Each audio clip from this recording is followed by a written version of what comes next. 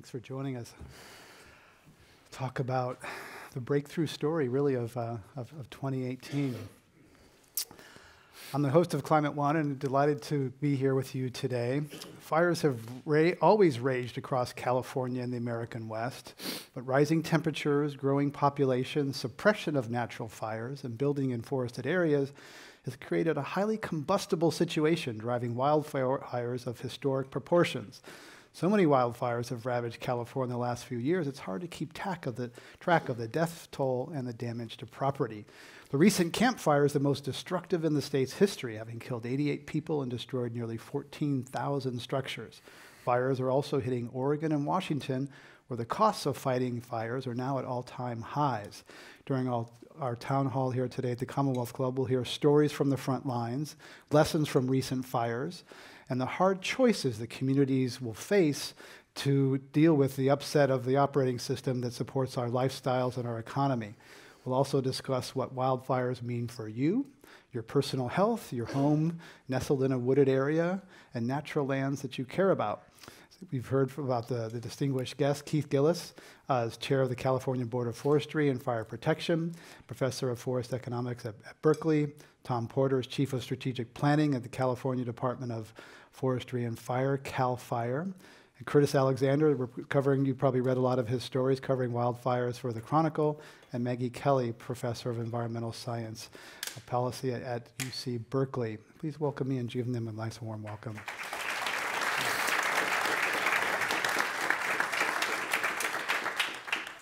Tom Porter, first, let's just start by thanking you and all of your colleagues for serving. We saw a real upswell in this country after 9/11, but what he and the people at CAL FIRE have done for us and other people, let's just acknowledge their service. Thank you. Truly, truly heroic and remarkable what you and your team have done. So take us, you live this, you're a professional fire person, take us to the front lines and some of the moments, what it's like to be there through over time, some of these wildfires in California. Yeah, and you framed up very well what we saw in the Paradise Fire, which is the Camp Fire. And so I'll come back to that, but I really wanted to kind of take the opportunity to kind of take you through a little time, and each one of us has come to a point, I'm sure, and what has changed, and at what point in our lives have we seen this change occur? We've been talking climate change for years. We've been watching ice flows and different things, and we're seeing different reports, and all of that is linked. And I'm going to take you through a little piece of time again. 1970, I was just a little kid. And I was growing up in the mountains of San Diego, and I remember vividly watching for 3, maybe 4 days, a plume of smoke move across the southern horizon. And it moved from due south of my home way off toward the coast. And when I was of age and learned about what fires are and that I lived in fire country, found that was the Laguna Fire, 1970 in San Diego, at the time and for many years after, the largest fire in California history. That fire kind of framed my upbringing as far as what fire was, knowing all that. Move forward, college, UC Berkeley. I was Keith's student, among a few others of us. The tunnel fire. Anyone there remember that? Okay. These two events, so that was 1991. There's 21 years. Those were career fires. Both of those were career fires for firefighters. One that you would see once, maybe twice in a career, if you were lucky. And you would be able to carry that through your career and be able to talk with all the firefighters that were coming up about your career fire and what it means and what you need to be ready for and train for. Okay. So 91, now it's 2003. I'm a professional forester and firefighter back in San Diego, and the Cedar Fire breaks. And I watch a fire burn, not exactly where the Laguna fire was, but over the same distance, about a 35-mile distance, in 16 hours, not in 3 days. At that point in time, I knew there was a change. So that's 2000.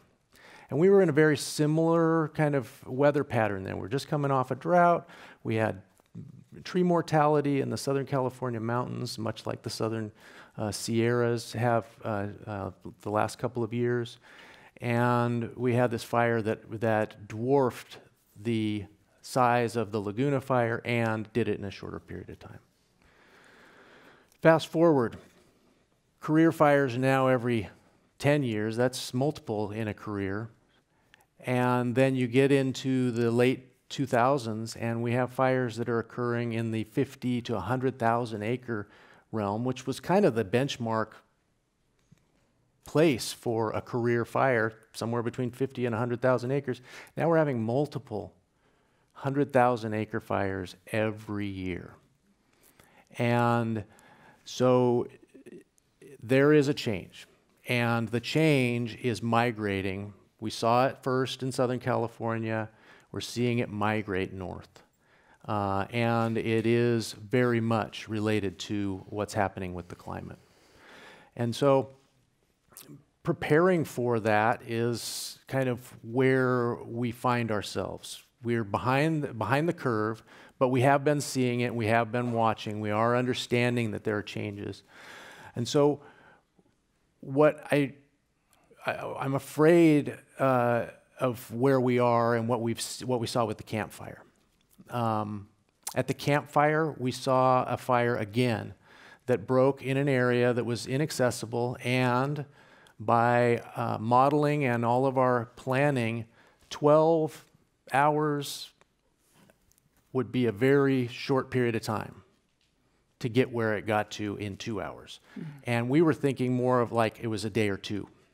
And not on that day. We knew we had problems on that day. But we had planned that community extensively for evacuations. We knew we had an evacuation problem. A new state highway was built to service that community, to get people in and out of there. We spent $7 million over the last several years on fuel reduction project work. It was a very fire-adapted culture in that community. And still, within 2 hours of the start of that fire, there were 100 spot fires starting in downtown Paradise between the people that were in the early stages, the staggered evacuation that we had planned for, get these people out first, then those people, then the next people. They got stuck behind the fire that had already passed them because it was embers dropping out in front of their evacuation. And so our firefighters spent all of their time, that first 12 plus hours, getting people out of the way. Bulldozers were not cutting line. They were pushing cars off of roads to clear them so other cars could get out. Firefighters were dragging people out of their cars, herding people who were running into parking lots of box stores and other large parking lot areas where they could get people reasonably safe for a short period of time and defending the life. They weren't defending those structures. They were just keeping the people from being overtaken by the fire.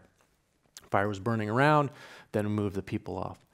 And that is the environment we find ourselves in. And we are and will be continuing to work with technology to further our understanding. We are looking hard at better detection measures with cameras that are fixed, also aerial surveillance, and then persistent satellite imagery, so we can watch and understand what's going on more real time, but also detect those starts. Now, the one caution I have about that is if we put every fire out at a small size, we're going to be right where we got ourselves to 100 years from now. So we've been 100 years of heavy fire suppression, putting every single fire out as fast as we can. We have overgrown areas. So we need to balance that with fuel reduction. Some of that is going to have to be by manual means in some fashion, but we need to use more prescribed fire. And we need to work toward an acceptance of prescribed fire to manage the fuels so that we don't end up in this scenario again 50 to 100 years from now, should we be so lucky to have that opportunity. Thank you. Keith Gillis, prescribed fire, planned fire, there's a trade-off there for a long-term benefit, but the reality is that it makes it smoky today. It creates, could violate federal law. So tell us about the tension of prescribed fire helping the forest for the future, but making a smoggier day today. Well, one of the great victories of the environmental movement was the Clean Air Act, right? And PM 2.5, the small, less than 2.5 micron particulates are one of the things that come off fires, and they come off diesel engines, and they come out of a lot of other activities we do. And the Clean Air Act was written very specifically to protect the health of the most sensitive members of the population. And it is a very strongly written law because the social consequences of exceeding air quality for the people that are really sensitive are so high. It was even written not from a standpoint an economist like myself would write it, where you would say, well, we can tolerate worse air in a place with low population because a high population area will have more sensitive people. The standards were written in terms of the individuals that are sensitive in an area. So prescribed fire is going to, as a direct management action, always going to be competing with everything else we do that impairs air quality.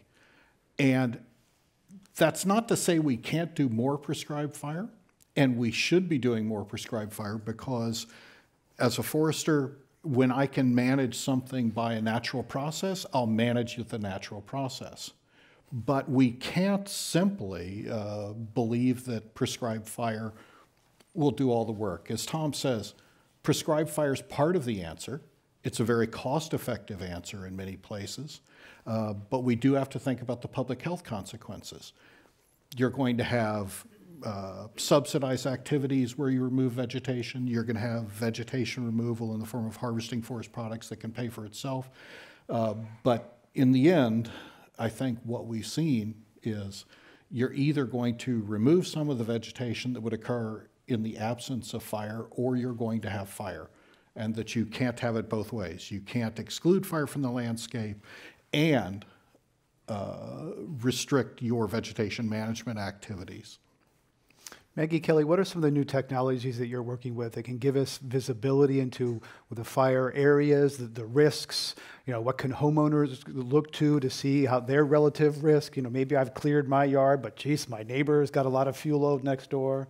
What tools are emerging for this? There are a lot of very exciting new technologies emerging in this arena. I'm a geographer by training, and I'm fascinated by maps. And maps and disasters are critical friends. So every successful disaster response really starts with a map.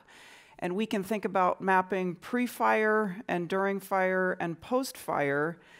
And in all of those, there are some new technologies coming online that can be useful. We've heard a lot about the issues behind the new abnormal of fires, the buildup of fuels, the drying out of the vegetation. In 2018, there are going to be 2 new satellites launched that are going to look, that are targeting those 2 things, measuring forest fuels, with satellite-based laser device, which is very exciting to really be able to measure forest fuel accurately and then forest moisture. These are two sensors that are going to be on board the International Space Station launched by NASA. One of them launches tomorrow, which is very exciting. It's called JEDI. So pre-fire, we've got some stuff coming up. Tom also mentioned being able to detect these early ignitions early enough to put them out is going to be critical. Also, just the better mapping of fire hazard across the landscape at fine scales, at household scales, and mapping fire risk. How is an individual house impacted, as we were just hearing from their neighbor, et cetera. All of these things are coming online. They exist, they're getting better. We've got to get them out to you guys and to the community faster. So in all of these pre, during, and post-fire, I think communication and outreach is critical, and maps play a huge role there. During fire, we do amazing things. CAL FIRE does amazing things, building these fire perimeters so that we can help with evacuation and this harrowing story we just heard about. And post-fire, we have a lot of technology to look at the actual impact of these individual burns. We do these from satellite-based remote sensing. There's been a satellite or a series of satellites that the U.S. launched 40 years ago. It's called Landsat, and it's still up there, and it's still cranking, and it's still great. And it provides a global, standardized look at the impact and the intensity of burns. So all of these things together form this very sophisticated mapping capacity that can be brought to bear for fires and other disturbances. But we've also got to think about ways to enable all of you. These guys are the front line of the fires, but you guys are the next front line. And so we've got to be able to find ways to get these technologies in your hands so that we can have people respond quicker when there is an emergency, such as something like these new normal fires. One example of that now, there's air monitors, Purple Air. There's others where you can look at PM 2.5 in your neighborhood. Used to be just there's one EPA central place. Maybe it's a few miles from where you live. Now you can look at PM 2.5 on your block. You can buy one yourself, yeah, so you know right. what the air you're breathing. Curtis Alexander, you've written about the fixes to this. Tell us about the other pieces of fixing this in the future, particularly the role of the state government and local government. There's a lot that's going to have to be, some tussle there in terms of where the power lies to change things for the future. Well, to echo what my colleagues here were saying, one of the things that I've learned from speaking with researchers and policymakers and forest managers is there's not one overarching solution to the wildfire problem. The Trump administration, as many of you probably heard, would like to have you think that it's an easy problem. It's all about forest management. There's others, environmental groups, who will point the finger at climate change and say if we just make conditions less dry and less hot, wildfires will take care of themselves. I think the fix is probably going to be a combination of various strategies. That starts with, first of all, forest management, which we've talked a lot about here, and I think prescribed burning is one of the tools. Unfortunately, we haven't done a lot of prescribed burning. When you look at the acreage that's been burned in California, it's a relatively small amount. I was just looking at it the other day. Last year, between CAL FIRE and the Forest Service, they burned probably about 60,000 acres last year. The wildlands managed by CAL FIRE and the U.S. Forest Service is more like 50 million acres. So we talked about some of the problems that make it hard to do prescribed burning, but getting rid of those fuel loads that fuel these deadly fires is extremely important. Also, mechanical removal of trees is important. Putting forest breaks around communities is important. We also have talked a little bit about fireproofing homes and where homes ought to be developed in the first place.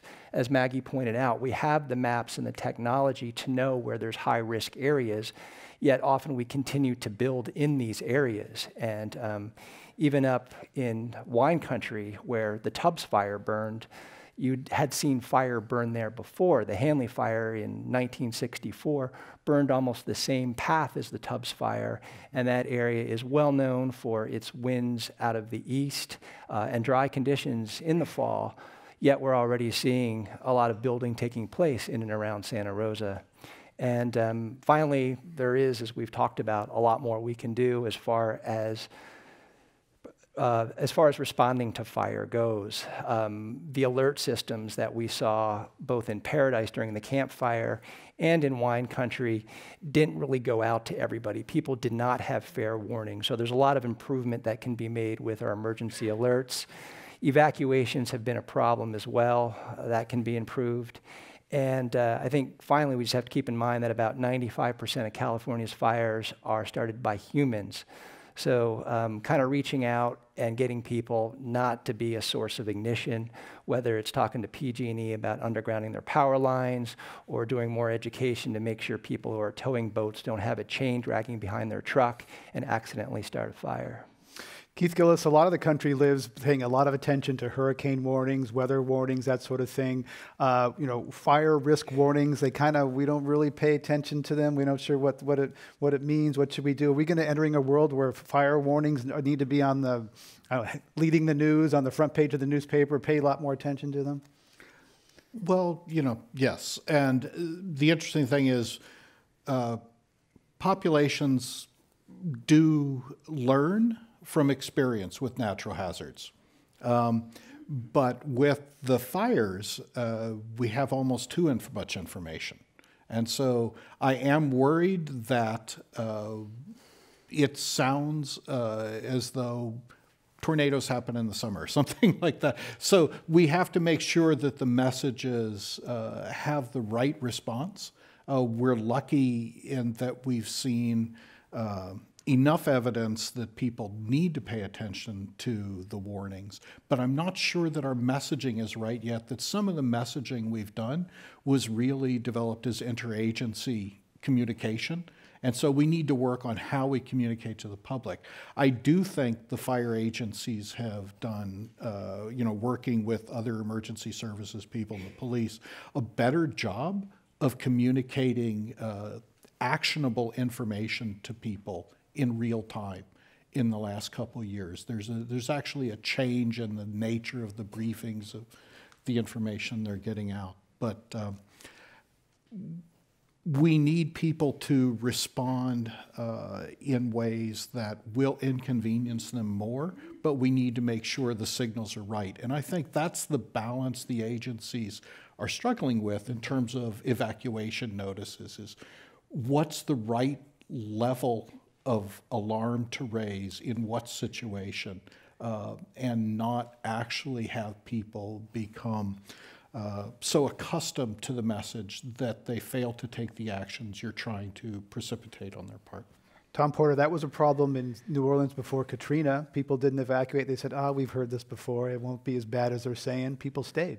Yeah, and that is something we worry about and we've seen as backlash.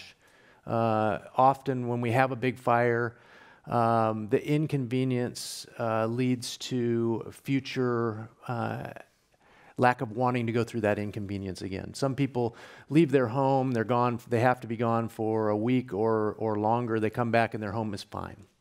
Their neighborhood is fine. And we are finding in some cases, people have decided, next time I'm not going. My dad, who lives in rural San Diego, same house that I watched that Laguna fire from, he is pretty sure that he doesn't want to be evacuated again. He's been evacuated in the last 10 years 3 different times and has been away from his house for a week or more at a time. And I keep telling him, go early. But it's hard to convince my own dad of this, and I would think he'd be listening, but if I could jump in on that, there's no one measure of destructiveness for a wildfire. There are really 3 that we tend to throw around. One is the size of the fire, but that's a distant third. Intermediate is structure loss, and that's terrible, but the first criteria is public safety.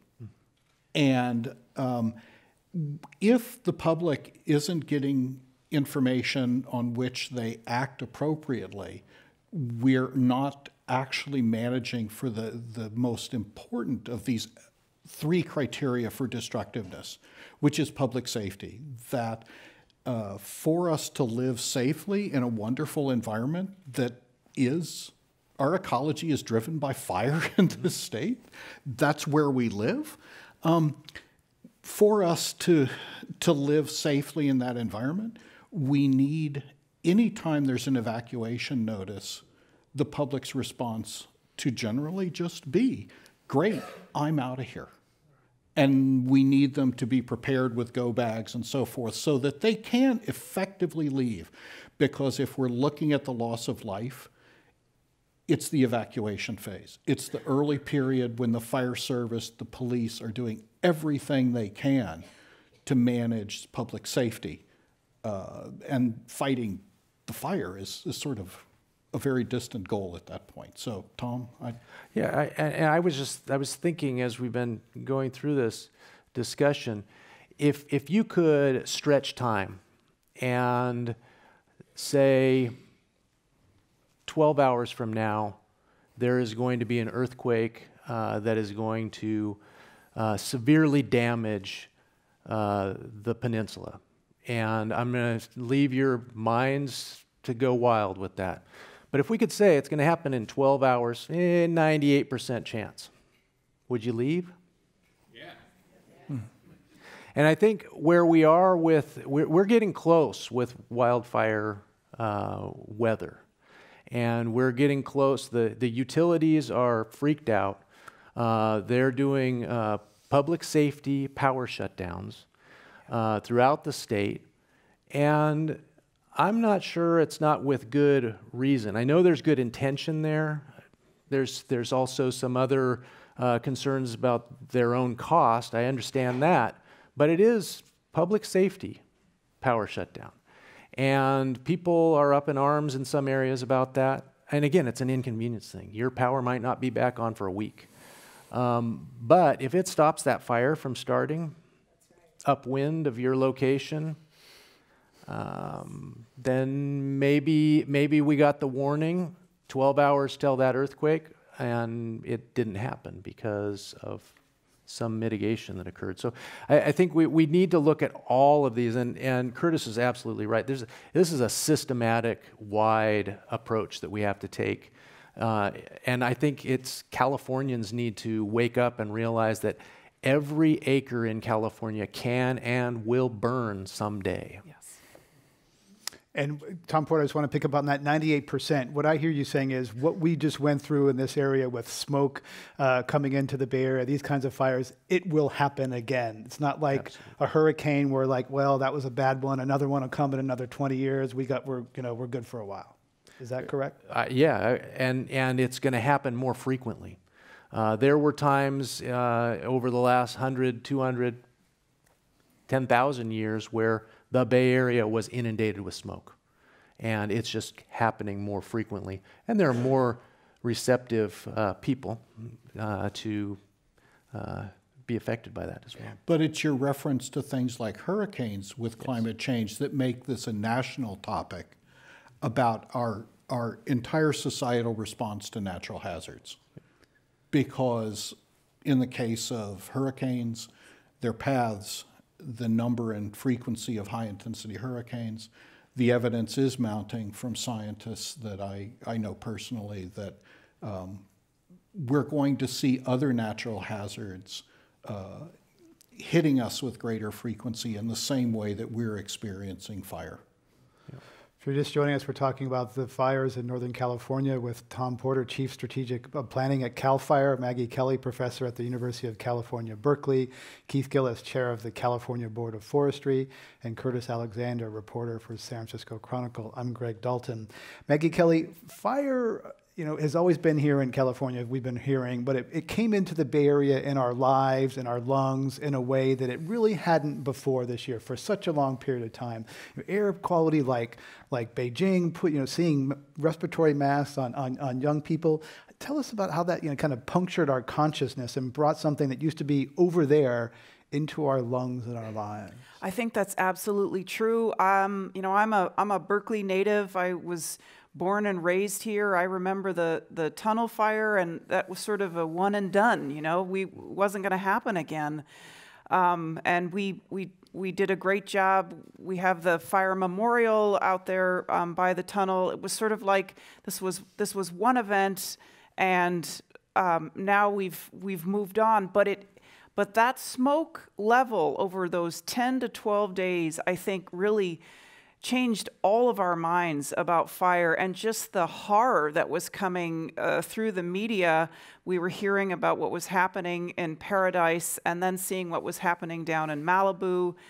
On the heels, really, of last year's Sonoma-Napa fire complex, it was eye-opening to everybody. It was in a very visceral way. As a mapper and a technologist, I also was just incredibly amazed at the way every single person I was talking to was just like you were talking about, Greg, was looking at purple air, was looking at the new, the earth wind patterns, trying to anticipate when the winds were going to shift. Everybody was talking about this as a connected, we were connected to those people in Paradise. We were connected to everybody. I think it really grounded us in a way. I personally would love to see, I think California, we're at the cutting edge of climate change in terms of its impact, and I believe we're at the cutting edge of climate change in terms of adaptation, and I think we can make fire a huge part of that statewide portfolio. I'd like to see much more statewide money being put to all of the things we're talking about, but also the science communication. How do we do outreach? How do we have smarter fire-safe communities? How do we spread the message pre, during, and post fires? And of course, I think maps are part of all of that. But I really think that this has been it's been a game changer year, and we've got to make some changes.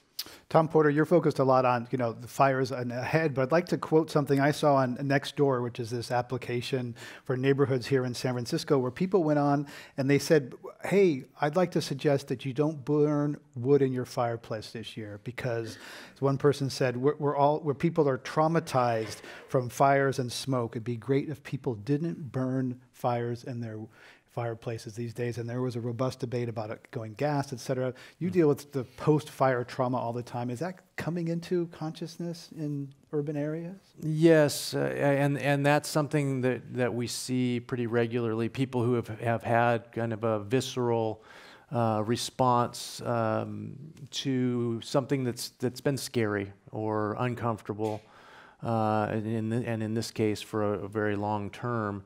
That smell of smoke does bring back all of those thoughts, memories, and concerns. I think, as I was stating earlier, I'm afraid if we go too far down that road, we need to remember that there's good smoke and bad smoke. And on a day like today, again, there's going to be good smoke and bad smoke, but generally, this is not a wildfire kind of day. We have a cool, more damp climate kind of condition that's going on, and we need to be able to utilize those kind of days for some of the fuel work that I was talking about. Now, burning fuel wood in your fireplace, that's something that brings back a very warm feeling to many of us as well, and I think it's an important piece of our psyche to be able to be close to and with fire, and I think we still need to have that opportunity. But again, for the broader public good, there are air quality issues that we need to watch for, and then we also need to look at managing our environment as well. Curtis Alexander, you've written about how these fires are affecting California's greenhouse gas emissions. Tell us about the impact, all this carbon, biomass burned. What's been the carbon impact, and connect it to us the climate equation for the state. Yeah, well, not only is climate helping drive these fires and increasing the amount of area burned, but the fires are actually having an impact on the climate, or starting to anyway. In addition to the loss of lives and property we've seen from the fires, they're spewing out a lot of greenhouse gases. Last week, the State Air Resources Board estimated that the Camp Fire put out about 3.5 metric tons of carbon dioxide and heat-trapping gas, which is about as much as all the cars and trucks in California put out in a week. One fire by itself is not going to sort of make or break the climate, but when you have a lot of these big fires like the Camp Fire, you do see a problem as they contribute increasingly to global warming. Last year, the state estimated that all the big fires created or put out the equivalent of about 10% of total greenhouse gas emissions from human activity. And that's not the only problem. As you know, the forests are also, they help absorb carbon dioxide. The trees and the plants take it in when they grow. And when the forests burn, you lose that absorption. And scientists now are sort of debating whether or not the forests are giving off more greenhouse gases or whether they're taking in more greenhouse gases. And that's a problem, as we're trying to take atmospheric carbon, try to lower the amount of atmospheric carbon, yet we have the forests beginning to give it off. Keith Gillis, one innovation that's coming forward is something called the Forest Resilience Bond, which is $4 million. There's a couple of foundations, an investment firm, and an insurance company trying to get people to make money by raking the forest, or at least clearing up the forest. And so this is because, let's be clear, I mean, CAL FIRE and the government's not going to have enough money to do all this. So is there a way for markets to come in and for there to be profit and kind of reducing fuel loads in forests? I am an economist, so I am always thinking, how do you do this other than just on the general public ledger? Yeah, so they just had the first forest bond close, I believe, last week. And the idea there is that there are parties like water districts that would benefit from the fact that there's a direct relationship between forest stocking and water yield from a watershed. Some of the earliest experiments in hydrology at Hubbard Brook showed that linkage very clearly. There's also the issue of a more resilient landscape with lower stocking could result in less sediment and debris moving into water impoundments, which is a major cost. You try and manage the soils very carefully around water impoundments in order to maintain the capacity of the reservoirs underneath them. And so, yeah, there's some cases where if we can establish a credible link between the costs of, say, a water district or an insurance company and activities in the forest, that there's an additional source of fund in addition to the cap and trade funds or whatever that the state is using to do work like this. And that same principle extends to if we can have a viable source of wood coming especially off the public lands that could support a biomass energy.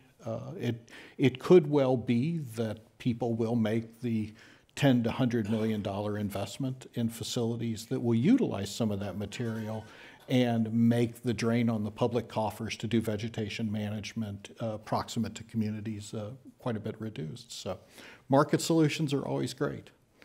Tom Porter, we've heard some things about the role of wind speed. Tell us how important that is and how the wind speeds we're seeing now in these fires are different than what you've seen earlier. Well, and that's a very good question. And what we're seeing is as wind speed increases, and it depends on the depth of the wind too, how far up in the atmosphere or close to the surface those sources of wind are.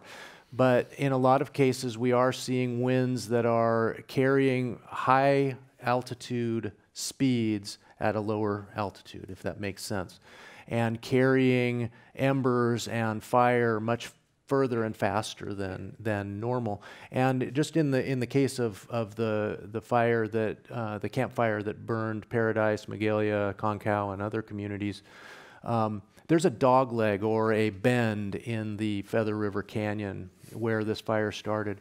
And typically the winds, even with a moderate kind of northeast wind, would funnel down the canyon. And that's not what happened in this case. The fire went straight up and over 2 ridges and ended up in Paradise in 2 hours. The fires that happened prior to this, and this is what I was talking about previously with what we have modeled is not what's happening. We modeled what we expected to happen based on the past, and that's not what's been happening. So those fires usually would have done a turn a little bit to the south and gone more toward Oroville, Lake Oroville, and then would have come up into the community from a different place. That's not what happened. So the wind speed, the frequency of these foehn winds, east winds that are coming off of the dry landmass, that is making a difference as well. Yeah, more hot air circulating in the system, another sort of little climate element there. Curtis Alexander, what happens after the fires are out? People tend to rebuild. It's still just over a year from the North Bay fires, wine country. A lot of people are still arguing with their insurance company, trying to rebuild. So tell us about, a year after, when the news reporters are gone, or maybe you go back after the anniversary, what it looks like for a community to rebuild out of something like all these fires. Well, it takes a lot of time, as you pointed out. In Sonoma and Napa counties, they're just beginning to rebuild now. Up at the Camp Fire, people haven't even been allowed back to their homes yet, so we don't know what's going to happen there. The process begins, it actually began this week when the EPA went in to remove hazardous debris from the communities. After that, we expect to see about a 6-month or longer period when you'll have the Army Corps of Engineers and Cal Recycle, a state agency, come in and begin moving a lot of the debris, the homes, the bricks, the cars, everything else out of the way. And then from there, it's pretty much between the property owners and their insurance companies about what they're going to do next. And as we saw in wine country, a lot of people didn't have as much insurance as they had hoped and have had to downsize their plans for rebuilding or even move out of the area. And up at the Camp Fire in Butte County, it's even a lower income area. So we kind of expect to see more of that up there. Yeah, one tip I've read is call your insurance company and ask, what would it cost to rebuild? You could be underinsured and not know it until it's too late. Tom Porter, during the drought, we saw the government get involved in kind of lawn level. You can wash your car this day, not that day. You can do this, not that for your lawn. Are we going to get there in terms of regulation at the property level for what people can do with their vegetation, that sort of thing? Is that coming? Well, we'll see. 2017 was a very active fire-related legislative year, and I would expect that 18 is probably going to add to that. One of the things that came out of 17 was more of a landscape level forest management type of mantra, particularly with Senate Bill 901, but many other Senate and Assembly bills. And then there were several that had us relooking at our prescribed fire programs and increasing the use of prescribed fire and fuels reduction.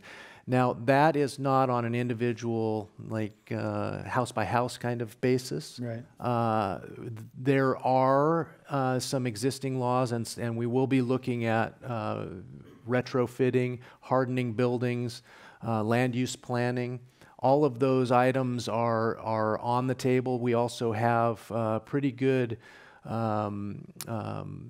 laws in place and regulations in place for new communities. It's now, what are we going to do with retrofitting existing and rebuilding communities? Can you envision that there'll be certain parts of the state where a politician or people have enough courage to say, we're not going to build there, we shouldn't build there, or if we do, it's at your own peril? That is yet to be seen. We're going to go to include you in this town hall conversation. We have a microphone in the back there. I'd like you to, if you'd like to go there, we have about 22 minutes left, so please line up there. And since this is a town hall format, we'll give you some space to make a comment, share your thoughts, experiences, just to briefly identify yourself, and we'll get through as many as we can. So let's welcome, yes. Yeah, Good afternoon. Thanks so much for hosting the conversation and panelists for your expertise. My name is Sandra Lupien.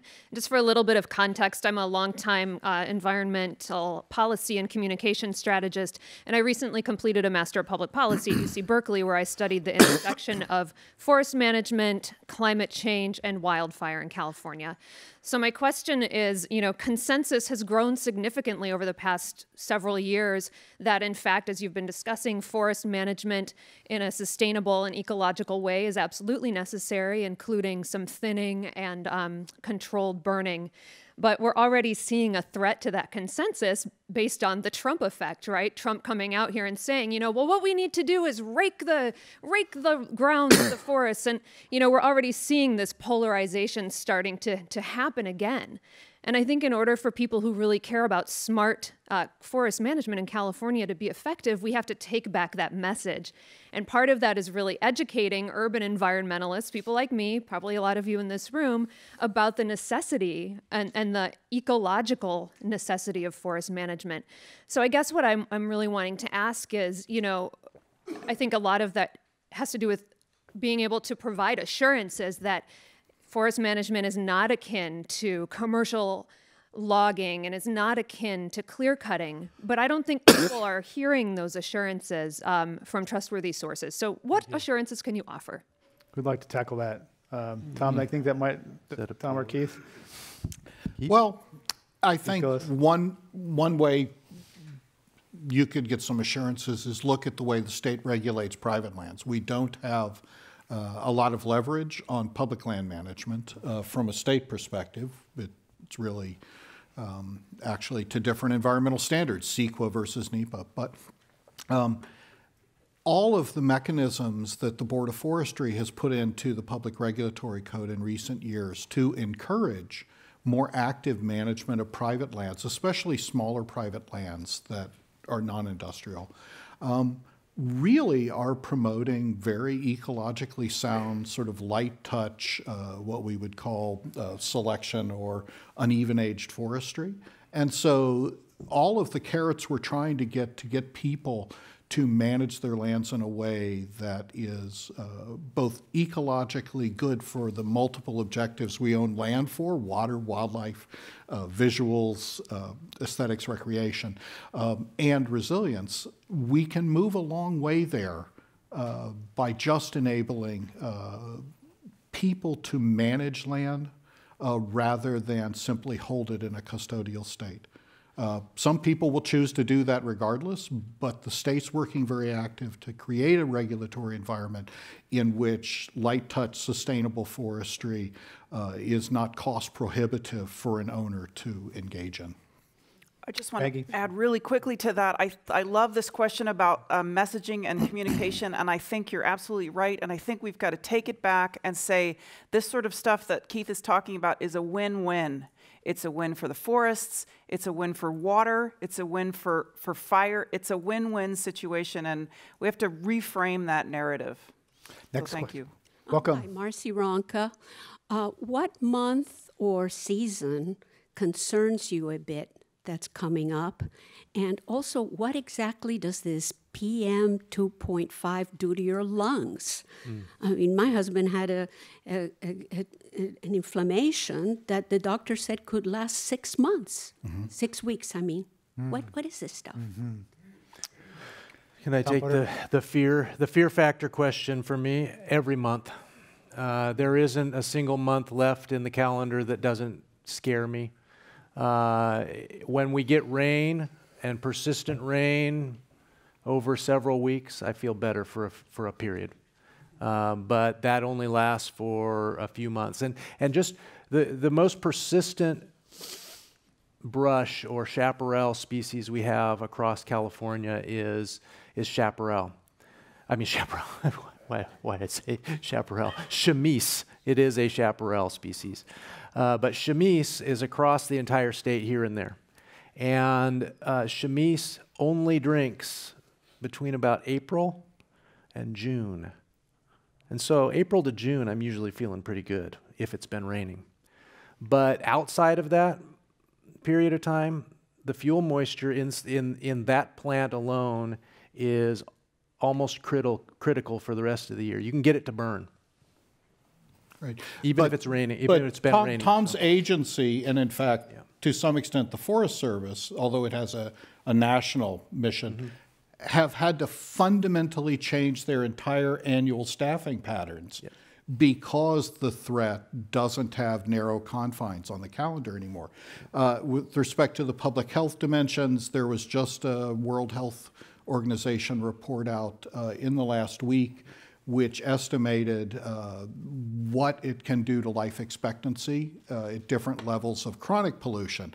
And in India, that effect on life expectancy is quite large. In China, it is not quite as large. In the Bay Area, it would be very small at the moment. But the public health officials also, I think, are pursuing research that we need for the scientific basis for forest management in terms of what is the trade-off between acute exposure to small particles and chronic exposure to small particles.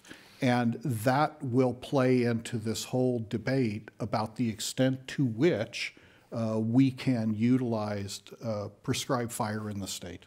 One footnote there, unrelated to fire, but the Air Board in this area has a plan to go diesel-free by 33. Diesel's a big source of PM 2.5. They're going to try to get rid of all diesel, which would address the chronic exposure versus the acute exposure from wildfire. Welcome. Thank you. My name is Amy Bach, and I run a charity called United Policyholders. My question is going to relate to the economic impact of climate change in the context of wildfires and what we can do to empower individual property owners to make it less likely that their property will burn and also that they will be able to continue to afford insurance. The governor had created a tree mortality task force a couple years ago. I got involved with the insurance subgroup because the insurance industry had noticed that we had a real problem here, and they've been gradually pulling out of some of the brush areas. So we spent a lot of time trying to figure out, in the context of mitigation, what can help save a house. And we really didn't get that far because we still have, okay, we know there's defensible space. Insurance companies are still very reluctant to incentivize, reward, give discounts, and we are working hard to do that. My organization helps consumers of insurance make good decisions. What can we be telling people, besides put a screen on your attic vent to keep embers from coming back in, keep a perimeter of defensible space around your house, replace shake roofs? What else can people be doing? Because I know it's putting a big strain on firefighting resources also in these communities when people say, my insurance company's dropping me, can you come out and tell them, give me a letter that says that I'm a good risk, and that kind of thing. Thank you. Good question. It's a brilliant question, and I think Tom should answer part of this because his agency actually enforces some of the public regulatory code that deals with this.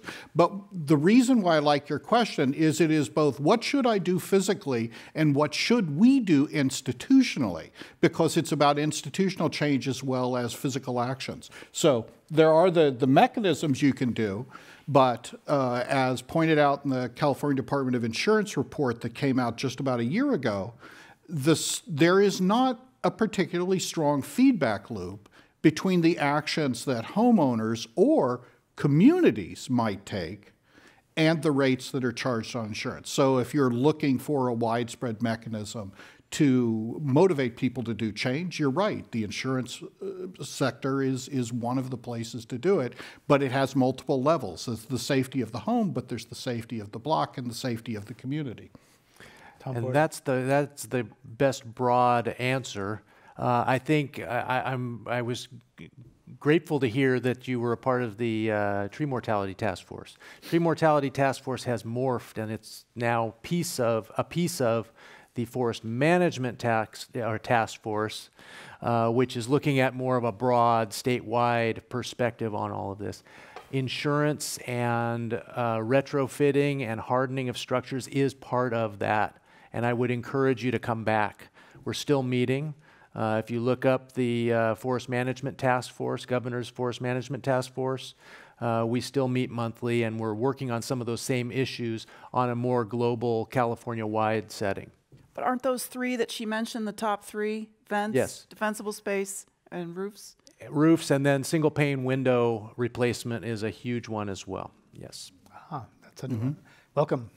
Hi, my name is Marin Chesney, and my question was around goals. Clearly, like preserving human life is one of the goals. Clearly, eliminating all fires is not one of the goals. I was wondering if there's any sense or consensus around what the goals should be around fires in California.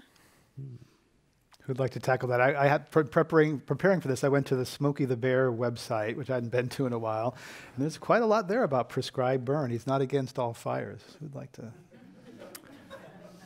Yeah. True.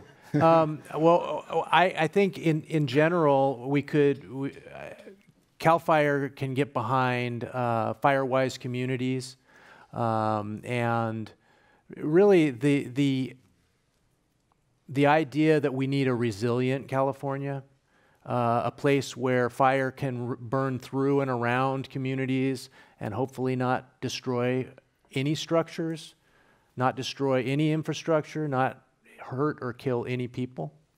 But fire is part of the environment of California, and it's not going to go away. So we need to adapt to the fire as opposed to fire adapting to the people. I was just going to throw one thing out there.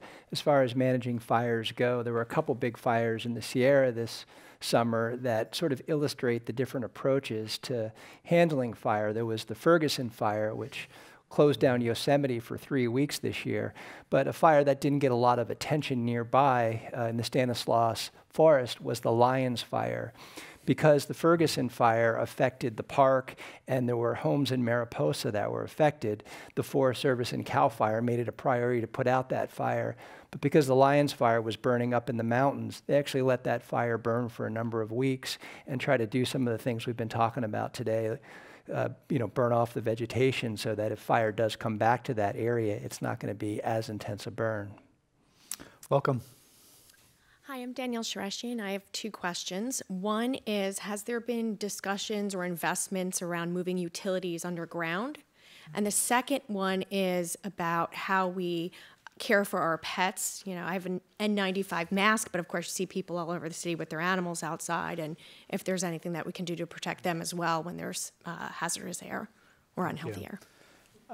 Curtis, you've covered the utility undergrounding, very expensive. Yeah, it's very expensive. I spoke with some officials at PG&E about what they were doing, and one of the subjects that did come up was undergrounding their lines. They estimated that it costs about $3 million a mile to take the overhead lines and put them underground. The utility literally has tens of thousands of miles of lines, approaching 100,000. I haven't done the math, but I know that they don't have the money to do all that undergrounding right now. And pets. All I can say is that I'd like to give a shout out to the Dean of the School of Veterinary Medicine at UC Davis and all of the people that have actually come up, I think, with some very timely and appropriate kind of interventions so that people have information as to how to evacuate with their pets, and that there is a support network later for both people's animals and pets. And, you know, that's a source of stress that we can actually deal with, and it's wonderful to see some organizations stepping in so that that's one less thing for a traumatized family that's been evacuated and maybe burned out having to deal with. Yeah, pets can be a source of comfort during that time. Welcome. Hi, good afternoon. Thank you for all your insights. My name is Duncan Chung. I'm an educator, and I founded a nonprofit called Off Trail on Track to bring people out to appreciate nature and learn backpacking. One of the struggles I have is around cause fatigue. So today it's about fire, yesterday is about gun control, the day before is about sexual harassment. There's so many issues that bombard consumers, citizens every day. I wonder what message would be salient around fire and around forest protection that we can that will be effective, and because the issue is so complex, the solutions are multi-pronged. it's often hard to communicate that and let it stick. So I wonder what advice you would give to me and to everyone here, what kind of message that we can help spread and then continue to build breadcrumbs so that this isn't a 1-hour event. This isn't a year-long event. Thank you. Who'd like to tackle that? That's a very good, I will to start with.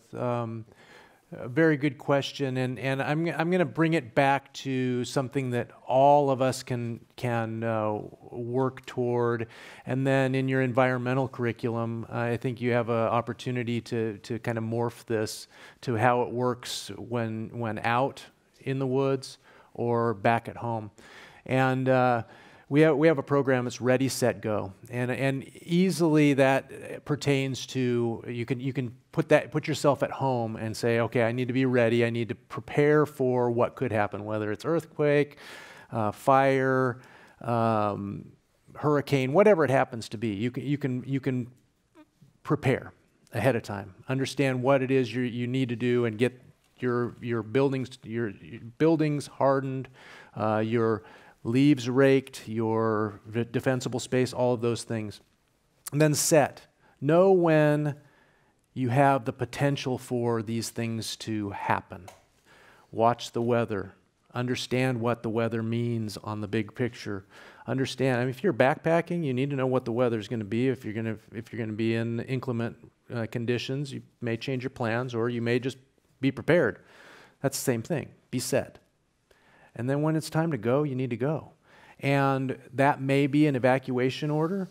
That may be your nose in the air and seeing where that smoke is coming from that you're smelling when you're on a backpacking trip or whatever it happens to be. If the smoke is coming to you, the fire is coming to you. You need to know that. And so those are all just kind of some basic things, but the Ready, Set, Go program is really geared toward the home, but you can morph that to any disaster and build off of that. Sorry. Curtis? If I could just add one thing, it's a good question. How do we keep from not taking these issues for granted? Because we have seen it, like you mentioned, with mass shootings. We've seen it with political scandal, and that's a question we talk about in the newsroom is we keep covering the stuff, we keep putting the photos and the video and the stories out there, and will people become sort of cold to it?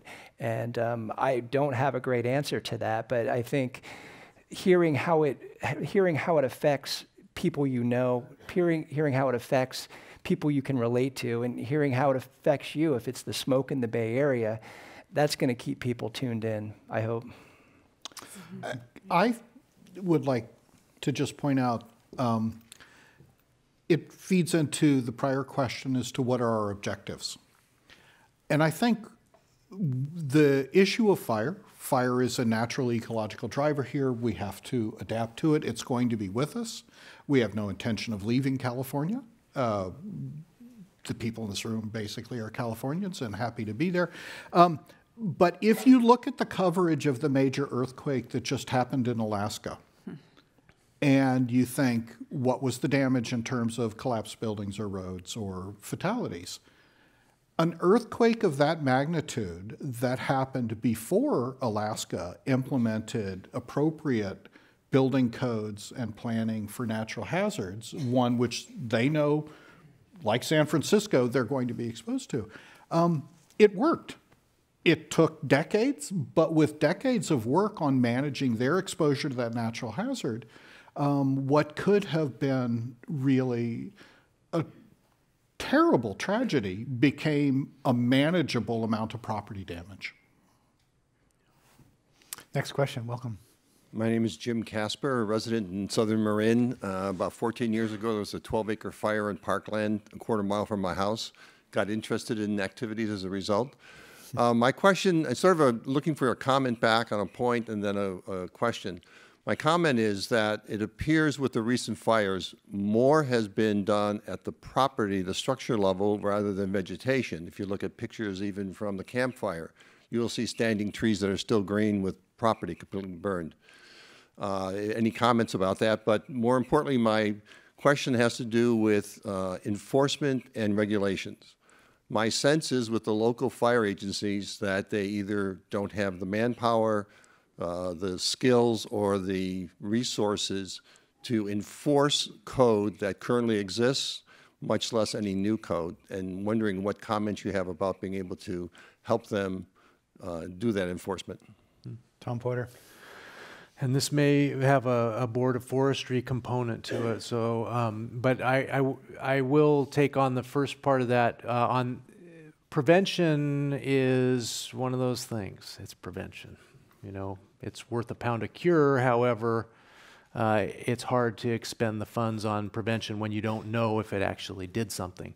So that is kind of where the quandary we've been in. We probably don't have enough inspectors. We don't have enough funded inspectors to do all of the inspection that we would like to do. What we have statewide, we have a hit every property every third year standard that we're trying to meet. We're not trying to touch everybody's property every year and do an inspection.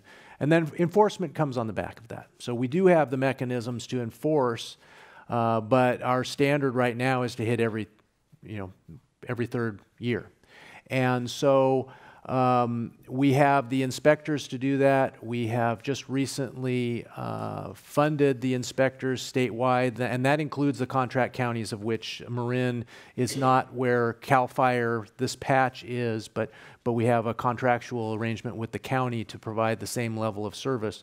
They also get funding for the same things that we're expecting the rest of the state to do. And so that is on the defensible space side of things, where we are, and we will continue to improve that. As far as the trees that are still standing in Paradise, I think a lot of them, you just haven't seen them die yet. And trees will stand for a long time after fire comes through. Some of them will survive.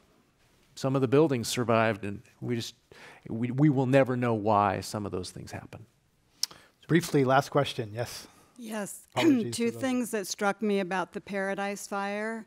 One is that seniors, for the most part, were not considered in the evacuation process, especially those who needed help moving from their residence where they were living. And the second thing is that that schools were not in session, at least I think for the most part. And in our communities, parents are not going to be at home with their kids during the day. So we have no evacuation plans, no sites, that assuming we don't. So my question to you is this a time when we need something new? Because we need something faster. And is it a time to create an emergency wildfire task force, private, public, to look at what things do we need to design in terms of communication? Because if PG&E cuts the power for very long, how are we going to communicate? So, those solutions really, frankly, don't cut it as I see it. We have to look at what we need to develop to help, like for communications, for evacuations. We put up signs for when the oceans, tsunamis come in. We have signs posted, this is an evacuation route. Is it time for that for fires? So that is my question to you. Would you consider the implementation of an emergency, because it's timing. It's all about timing. We don't have 20 years to evacuate students from a high school, 2,000 students from a high school, and figure out how to do it and where they should go, right? Thank you. So that's my question. And that is a very important question, and one that we are talking about. And of course, we're in an administration change with the governor's office, and so there are some discussions that are ongoing that will carry from the Brown administration into the Newsom administration. There's also Newsom ideas that are going to be brought in, and Gavin Newsom is very interested in the public-private technology-based, science-based approach to fixing these problems. And I believe that we're going to be working very hard on that in the coming months. Yes, good ending note. So that ends our town hall. I'm just curious, one last note. How many people here are on Twitter?